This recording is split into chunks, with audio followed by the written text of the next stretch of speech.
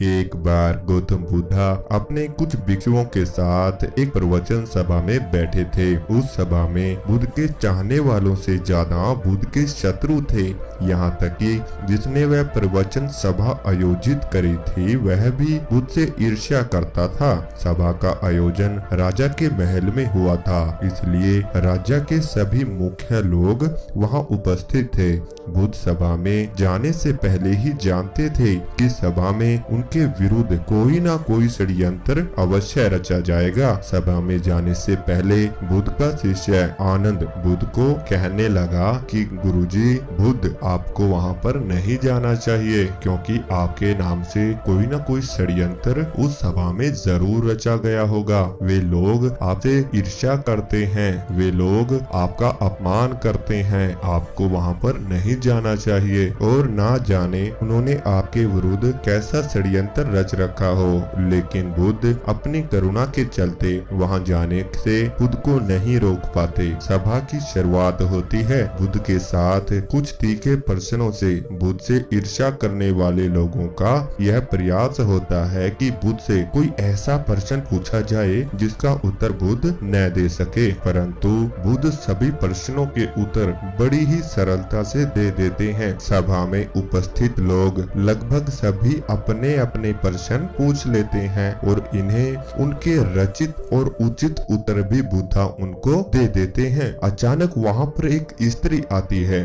और बुद्ध से कहती है कि आप ध्यान की बात करते हैं, आप ज्ञान की बात करते हैं, आप सत्य की बात करते हैं, आप लोगों को सत्य के मार्ग पर चलने की जिम्मेदारी खुद लेते हैं, परंतु क्या आपके भीतर नैतिक भी दया नहीं है? क्या आपको मुझ अबला की कोई चिंता नहीं जिसे अपने गर्भवती बनाकर छोड़ दिया है? क्या आपको मेरे पेट में पल रहे बच्चे की कोई चिंता नहीं है? उस स्त्री की बात सुनते ही सभा में हड़कंप मच जाता है। सभी लोग एक दूसरे से बातें करने लगते हैं। उस सभा का एक व्यक्ति खड़ा होता है और कहता है, अरे स्त्री के सौंदर्य के सामने तो बड़े बड़े ज्ञानियों ने घुटने टेक दिए, फिर ये बुद्ध क्या है? फिर कोई और खड़ा होता है और कहता है कि हमें बुद्ध से यह उम्मीद नहीं थी कि बुद्ध इतना नीचा गिर जाएंगे। इसी तरह से सभा के बहुत सारे लोग खड़े होते हैं और बुद्ध को भला बुरा कहने लगते हैं, बिना सत्य को जाने ही कि सत्य क्या है। लोग बुद्ध को भला बुरा कहना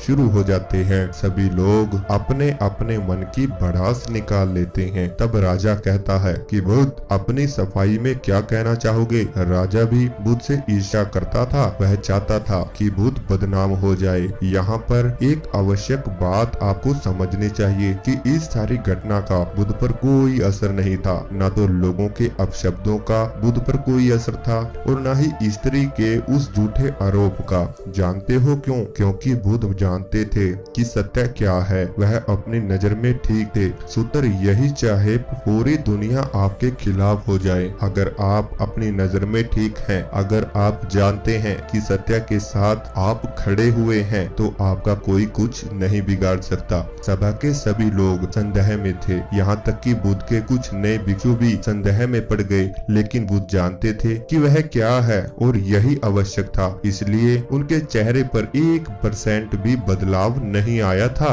राजा बुद्ध से कहता है कि बुद्ध, आप अपनी सफाई में कुछ कहेंगे? बुद्ध उस स्त्री से कहता है कि पुत्री, इस पूरे ब्रह्मांड में केवल 2 ही लोग इस सत्य को जानते हैं कि तुम सत्य कह रही हो या फिर असत्य। इससे पहले बुद्ध कुछ आगे कहते वह स्त्री बुद्ध से अपनी नजरें चुराने लगती है। असत्य का सहारा लेने का अर्थ है कि आप अपने भीतर का डर जगा रहे हैं और उस डर का बीज बो रहे हैं। अब यह बीज जैसे जैसे वृक्ष बनेगा वैसे वैसे आपकी समस्याएं बढ़ती जाएंगी। उस सभा का एक व्यक्ति उस स्त्री से कहता है कि तुमने बहुत बड़ी बात कही है, ना कि छोटी। अगर यह गलत साबित हो गई कि तुम्हारे पेट में बुद्ध का कोई पुत्र नहीं है, तो तुम जानती हो ना कि तुम्हें क्या दंड दिया जाएगा। उस व्यक्ति की बात सुन उस स्त्री के हाथ पैर कांपने लगते हैं। वह तेजी से वहां से भागने लगती है। तेजी से भागने के कारण उस स्त्री ने अपने पेट से